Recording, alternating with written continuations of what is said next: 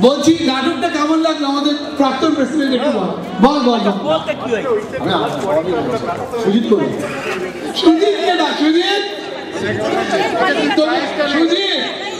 কোথায় সুজিত এমন নাটক লিখে যদি এসকেপ করেছে যা সুজিতের জন্য দুটো প্রাইজ সুজিতের জন্য দুখানা প্রাইজ এই বছর এন্টু যা এই ছবি তো আমাকে তুলে রাখছি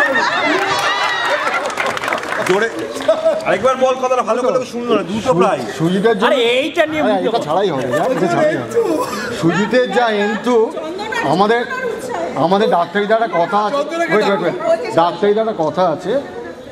সেটা মানে বুড়ো বয়সে আর কি মানে নতুন করে প্রেম হয় নতুন করে ইয়ে হয় আচ্ছা এই চন্দনা এসো একটু এক মিনিট চন্দনা এসো আরে বলছি অপূরণ যে এনার্জির উৎস তুমি কিভাবে আমরা জানতে চাইছি ঠিক আছে প্রদীপ বললাম তো এটা করে দারুণ এনার্জি ওর প্রত্যেকটা নাটক পুরী থেকে ঘুরে এসে পুরী থেকে ঘুরে কেন পুরীতে একটা আলাদা এনার্জি পেয়ে গেছে অন্যদের দিয়েছে সেই থেকে অনুপ্রেরণা পেয়ে ওটা লিখেছে আর এটা করে দারুণ আনন্দ হয়েছে কিন্তু ওগুলো যদি না কাটতো আরো ভালো লাগে যেটুকে আবার এক জায়গায় পাঠাতে হবে মুকুটমণিপুরে আবার একটা বেরোবে ওদের কি কারো মনে আছে প্রদীপ বিখ্যাত হয়েছিল কোন ছবিটা থেকে আদালত একটি মেয়ে যার প্রেক্ষাপট ছিল গোপালপুর আর ডিরেক্টর ছিলেন তপন সিনহা এইরকম এর চেয়ে ভয়ঙ্কর চরিত্র ছিল বল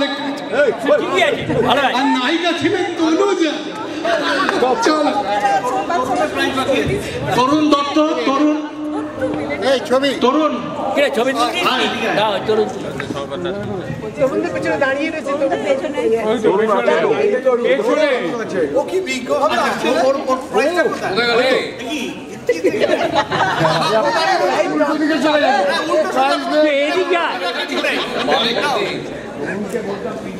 থ্যাংক ইউ তরুণ আচ্ছা সবাই যদি পেল